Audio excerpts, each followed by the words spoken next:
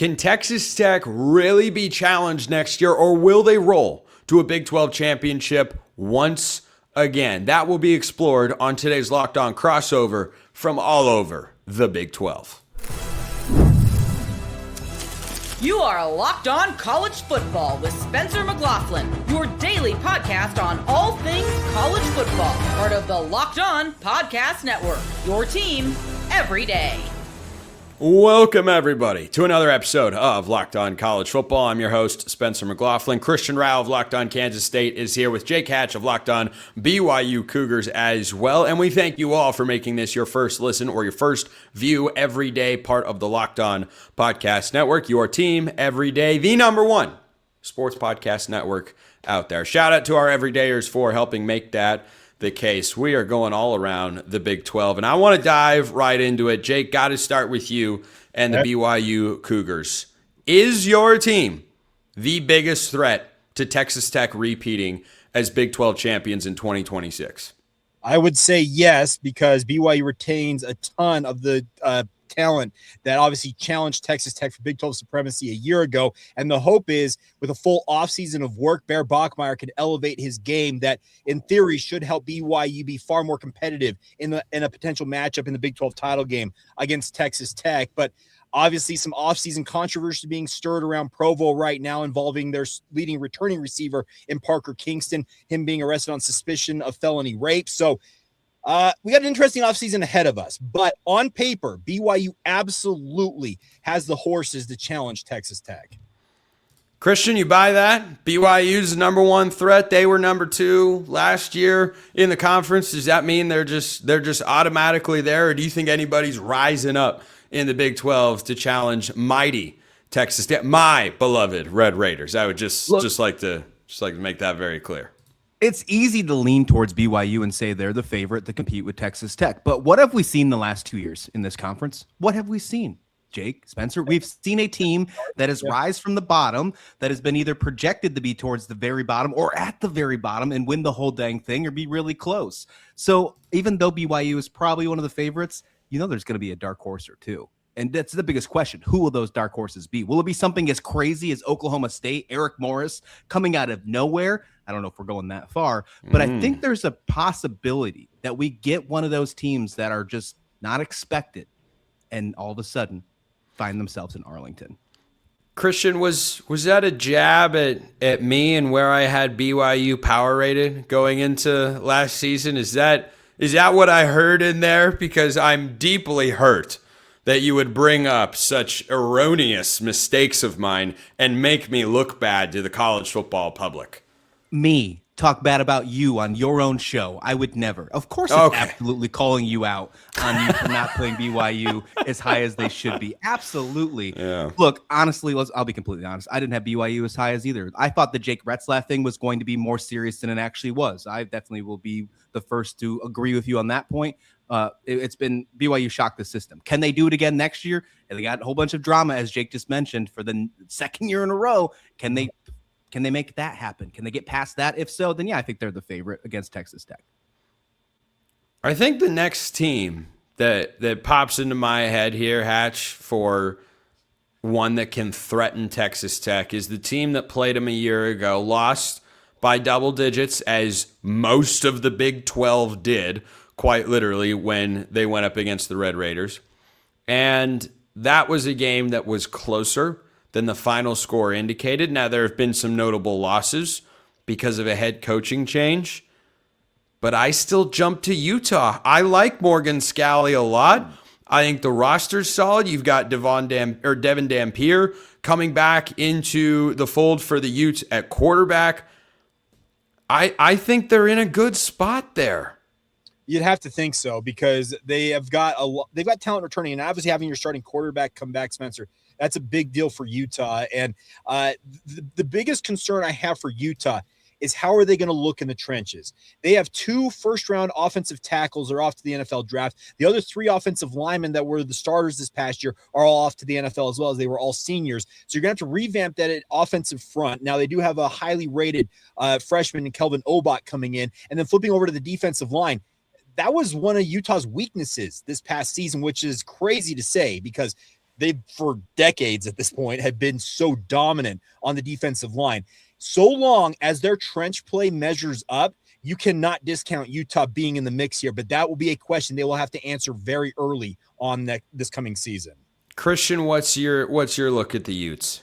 I'm leaning a little bit more of them being one of the biggest fallers in the Big 12 as my initial season pick. One of the biggest ones. I think the transition of Kyle Whittingham is going to be big. I think they did lose a lot more talent than maybe some others are actually worried about. I think that trenches, I saw it firsthand. Joe Jackson, Kansas State, breaking records against those trenches last year against Utah. I don't know if they've fully been able to recover and do that for 2026. If I had to pick a team that was going to rival BYU, that was still in that mix in 2025 to 2026, how about the Houston Cougars?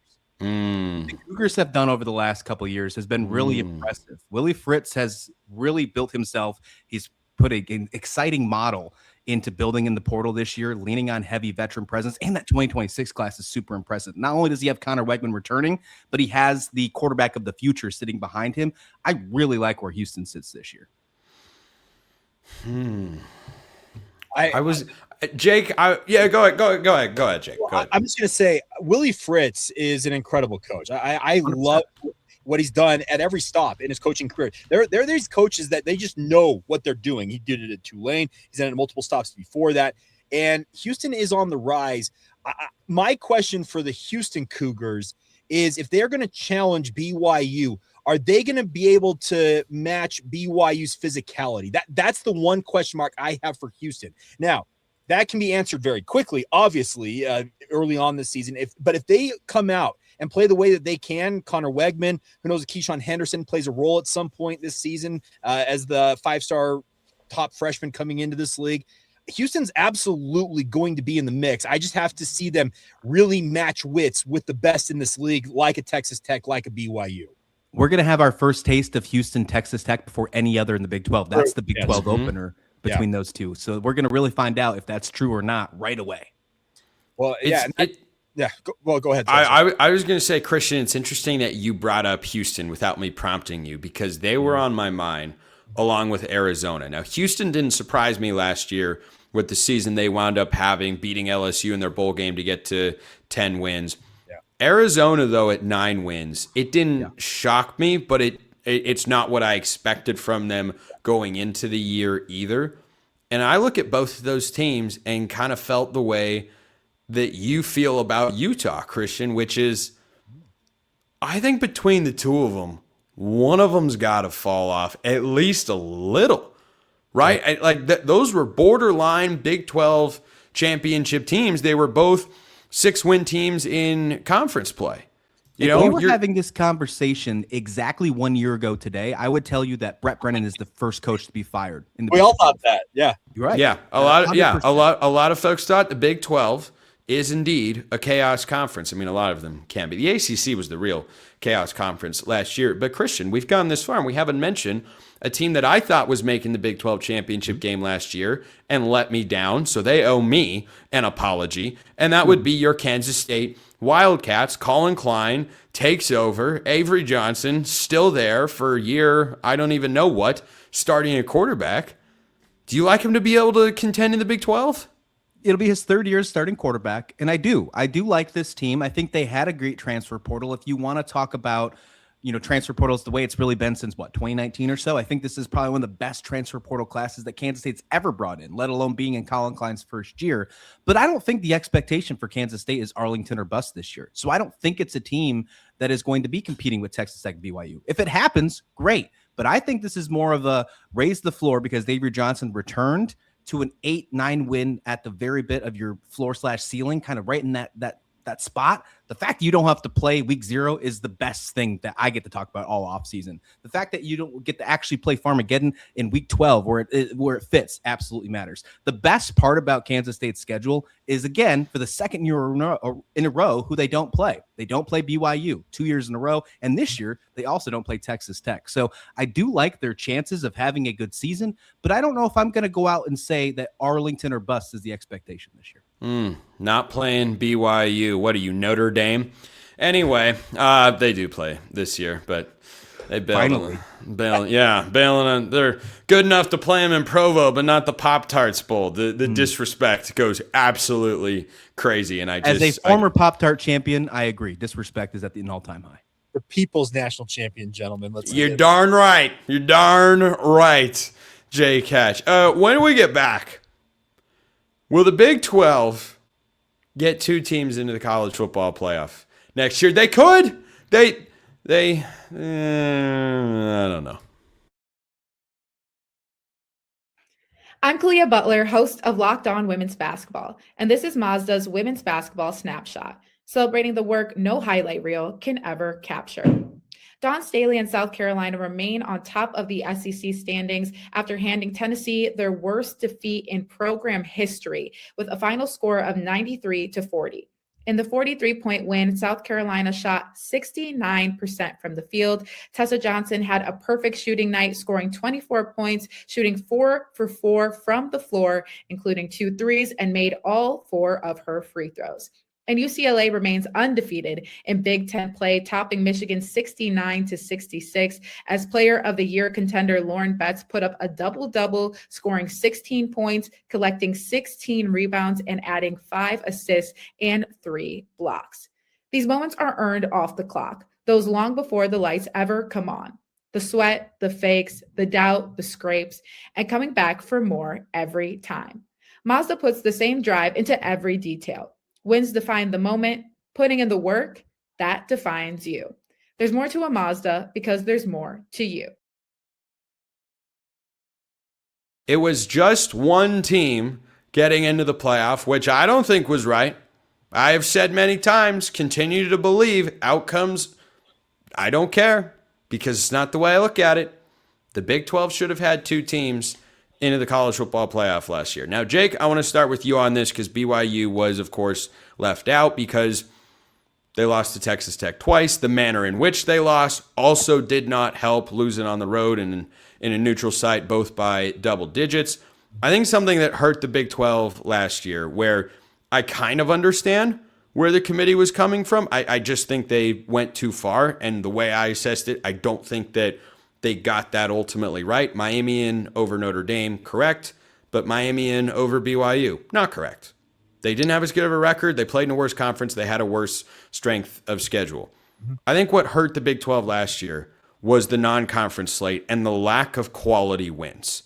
And also a lineup of pretty poor losses. And I'm talking Baylor losing to Auburn, and Arizona State, who was a good team again, losing to Mississippi State that won just one SEC game. I think those outcomes hurt what is already a negative national perception for the Big 12. And I think it makes it harder for the league to put 2 teams into the playoff, even with the field at 12. I completely agree with you on that, Spencer. And crazy thing is, BYU-Notre Dame is the marquee non-conference matchup for the entirety of the Big 12. And it's going to be BYU kind of carrying the Big 12 banner into that game. And should they win, that would obviously propel the Big 12 into being, I think, getting a little more love from the national media. But that's just one game. We need to have more of these. We need to have more intersectional games is probably the best term to use. And for the Big 12 to prevail in those games, because that's really the only way you're going to change the national narrative around this league. Yes, I think BYU should have been in the college football playoff, but as you mentioned, it was a perception deal. It was the playoff committee wanting to put other teams in. And I completely concur that the Big 12 has to find somehow, some way to get 2 teams into the playoff. But even beyond that, let's say they don't, Spencer, you just got to have a team actually make a run in the playoff, because that would also help change the narrative around this league, because 2 straight years, 2 one-and-dones. That's not a good look. Christian, what do you make of this?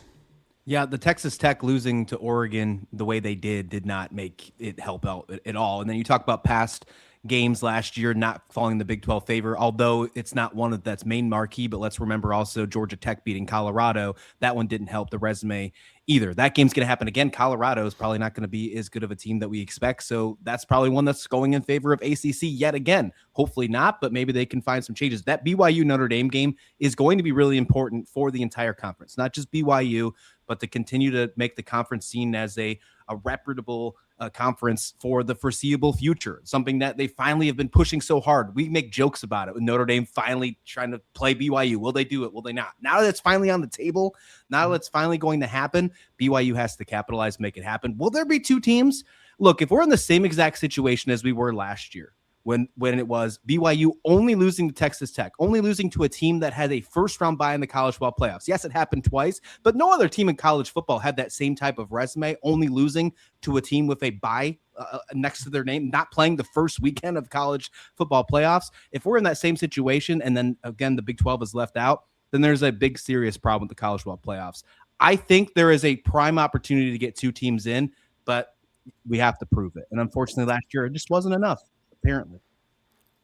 I want to direct everybody's attention to week 2, which is September 8th to the 13th, because this year's calendar is so wacky and ridiculous.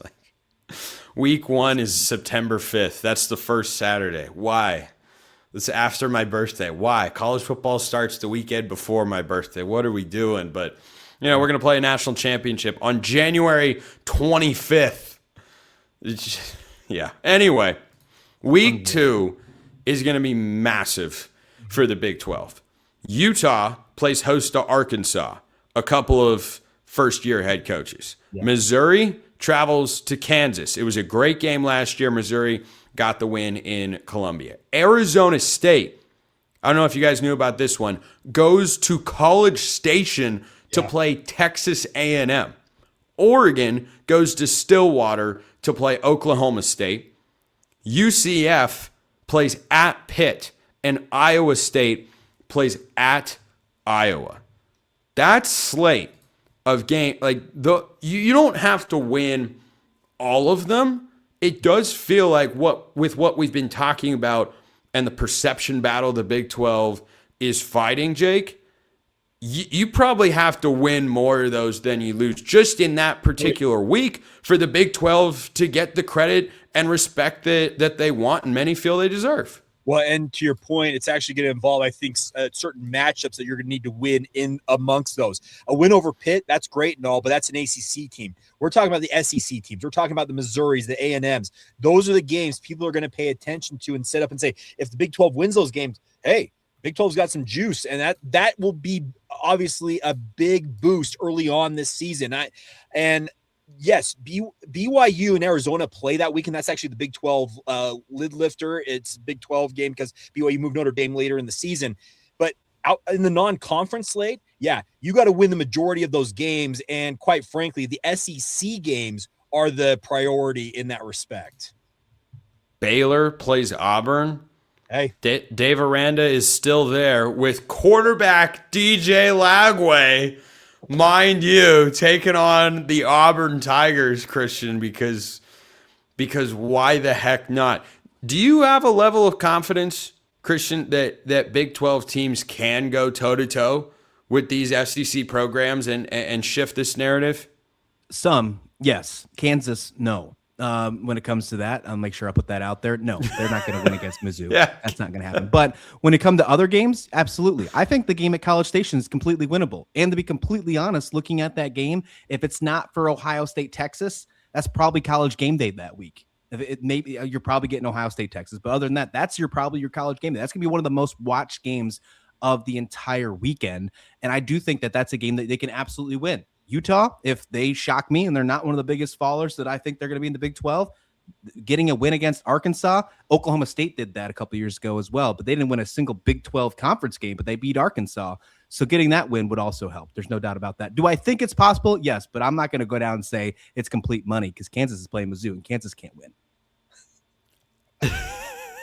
Of course not. That's spoken like a perfect rival. Spoken like a perfect rival. And Jalen Daniels isn't there. I don't even remember. That might help their chances, actually. Whoa! Derek Johnson is shaking in his boots somewhere, hearing all of this slanderous talk. But I want to touch on Oklahoma State for a moment and get your guys' thoughts. There is, in a perfect world for the fans in Stillwater, a James Madison vibe, an Indiana vibe. You go from being in a really good group of 5 team, you bring over that core, and bang, you hit it off right away. There's even a Colorado comparison here. Shedeur and Travis Hunter were elsewhere. They made their way to Boulder, and all of a sudden, I know those guys were, only at Jackson State because Deion Sanders was there, but I'm just saying there's a blueprint for, hey, you go from bottom dweller to G5 portal infusion, and all of a sudden, you could rise. You could rise in the ranks. I don't think I'm going to go so far because so much has to be built in Stillwater. But I don't know, Christian. Would Oklahoma State being an 8-win team, would that shock you this year? Because they're in the Big 12? No. And it honestly wouldn't have shocked me last year. That's how crazy it is, because this conference is just so wild. It's the wild, wild west. The parity's insane. Dog eat dog. But this year, I think it would be less surprising because them bringing in a brand new culture, the first time in 21 years, they're going to have a new head coach on opening day. Like, it's going to be absolutely insane in Stillwater. They haven't won a Big 12 game in 2 years. Their Big 12 openers against West Virginia. There is a chance that Eric Morris can walk in and after 2 years of just upsets, 2 years of just sad Big 12 play, he could change the entire narrative, the entire vibes in the Big 12 opener of his collegiate coaching career inside the Big 12. Was it far to say? And I know because you mentioned it, and I agree with you. I think there's a lot to say with Oklahoma State, how low they've been, and I'm not saying they're going to Arlington. But is it fair to say at least one of the 5 X factors in the Big 12 this year is Drew Mestemaker? Is it fair to say? Yeah, well, I think was so. gonna say, Oklahoma State's fortunes. I know that Eric Morris brought over a lot of talent from that North Texas team, and a lot of them really, really phenomenal players. But the position that matters the most, especially in the Big 12, is that quarterback spot. If Drew Mestemaker is what a lot of people believe him to be, that Oklahoma State squad is absolutely going to be a sneaky pick for a lot of people in the Big 12 and could surprise some folks. But he's got to go out there and prove it because he's leaping up another level. And you mentioned the Colorado comparison, Spencer. I think it's very apt. Yes, we know that Shedeur was at Jackson State with his dad, Deion, but jumping from FCS to the Power 4 level, there are a lot of question marks about if that was going to translate. Obviously, it translated and Colorado benefited from it. We'll see what happens at Oklahoma State. But Eric Morris, I know he's very highly regarded, but his fortunes really reside on the arm of Drew Mestemaker. He's a quarterback whisperer. That's one thing Eric Morris has. He's Cam Ward, John Mateer. There's been reports that he was telling Mike Leach that he should be given Baker Mayfield scholarships back in the day as well. There's stories all about Eric Morris doing certain things. And let's see if he can find a way to do that in the Big 12 at the Power 4 level. That'd be certainly interesting for sure. Hey, Oklahoma State was rumored to get Colin Klein. That could be one of the reasons why Kansas State jumped the trigger and went and got after him. But in this case, Oklahoma State, I think, landed the right one in Eric Morris. I think he's a perfect fit for Stillwater. Speaking of quarterbacks, these guys are going to tell me where they feel their team signal callers fall in the conference that has been defined by quarterback play. That still to come on this crossover edition of, well, just about everything, it seems. First, this episode brought to you by our friends at TurboTax. Tax season doesn't have to take over your life. This year, TurboTax is making it easier than ever to just hand things off and move on with your day. With TurboTax Full Service, you can have your taxes done for you by a trusted local expert, start to finish, without the stress or the guesswork. Instead of spending hours trying to figure out forms, you can meet with a local TurboTax expert in person or connect online. They handle everything from W-2s to self-employed forms and work to get you every deduction. You can upload your documents, go about your day, and get updates right in the TurboTax app. It's that easy. It's a huge time saver and gives you real peace of mind knowing an expert is handling it. For a limited time, you can have your taxes done by a local TurboTax expert for just $150 all in. If a TurboTax expert didn't file for you last year, just file by February 28th. Take taxes off your plate and get back to your life. Visit TurboTax.com/local to book your appointment today. Check them out at TurboTax.com/local. Jake, I want you to start us off. In the new look Big 12 quarterback landscape that does not have Sam Levitt, he's over at LSU, that's got Brendan Sorsby on a different team down at Texas Tech in Lubbock. Where do you put Bear Bachmeier on that list? Bear Bachmeier is number 2, if not number 1. And I got no problem saying that because Whoa! Think about what he accomplished last year, guys, because he transferred from Stanford. He actually didn't arrive in Provo, Utah until mid-June. He had 5 weeks to learn the playbook. He beat out 2 quarterbacks who had well over a year in BYU system in training camp in a matter of 2 weeks, roughly. And then all he did was put together a 3,500 total yard season, leading BYU to a 12-2 mark. The thought of him having a full offseason of work with BYU, going through, obviously, workouts with the team, workouts with his wide receivers, the thought is that he's going to take a major leap in year 2, and it's not going to be a sophomore slump. In fact, it's going to be like a slingshot forward for the man they call the Grizzly here in Provo. The Grizzly. If you put Bachmeier at number 2, Jake, who would you put at number 1? I would say a lot of people are going to say it's Brendan Sorsby coming over because of the cast of characters surrounding him at Texas Tech. But he's got a lot to prove because Sorsby's been a very, very good quarterback, but Texas Tech's not wanting very good. They want elite quarterback play. He's going to have to deliver on that because if he does, Texas Tech's going to be a playoff participant, it looks like again. If he doesn't, well, Texas Tech could find themselves falling short of expectations. Red Raiders top 10 transfer portal class once again, 21 players coming in, no surprise, and they've brought in plenty of talent beyond Sorsby, as you mentioned. I actually disagree with something you said in there. I don't think Sorsby has to be elite for them to make the playoff. I think Sorsby has to be elite for them to win a playoff game because Behren Morton got exposed by Oregon's defense in a number of different fashions, I think more than the overall team did. Sure, they struggled running the ball in that game for the most part, but Behren Morton was a big part of that particular equation. So I think Texas Tech can ride the way Brendan Sorsby played last year, which was really good for the most part, and win the Big 12 once again. Christian, Avery Johnson, though, different conversation. If Kansas State is winning the Big 12 in 2026, he's got to play at a borderline Heisman level, right? If Kansas State wins the Big 12 in 2026, it's because Avery Johnson was unlocked from Colin Klein, the guy that actually recruited him to Manhattan. I love Avery Johnson. I absolutely do. And he's one of the players that I always talk very highly of him. Last year, I thought he could be the potential being a dark horse Heisman candidate based on his talent level. I think that he was being hidden. I don't think the offensive coordinator of Matt Wells wasn't giving him everything he needed to do. If he can get unlocked by Colin Klein and Sean Gleason, by the way, former offensive coordinator of Oklahoma State, knows how to score points in this conference. Now the new offensive coordinator at Kansas State. If he can do that, then he's going to be towards the top of it. But until then, I'm going to play the game of what have you done for me lately? I'm going to play the game of saying that Avery Johnson, you need to prove me a little bit more in 2026 in your final season in college football. I still think, even though I want more from him, I still think he's a top 5 quarterback in the conference, but I'm not willing, like I was last year, to put him towards the very top. Christian, if you had a draft pick, if we were in a draft of Big 12 quarterbacks, you got the first pick on the board, who are you taking? I mean, you probably got to go with the should have been college football freshman player of the year. That's probably who you got to go with. That would be Bear Bachmeier, of course. The man who wears number 47, and obviously yes. Yeah, Christian, you know you're allowed to answer when I confirm what you're. Yes. I'm sorry, you must not have heard me. I said yes, absolutely. Yeah, okay, yeah. Maybe I might have cut out for a moment. Hatch and I are sitting here going, "You gonna answer? You gonna answer the question, or you just gonna sit there and stare and go, yeah."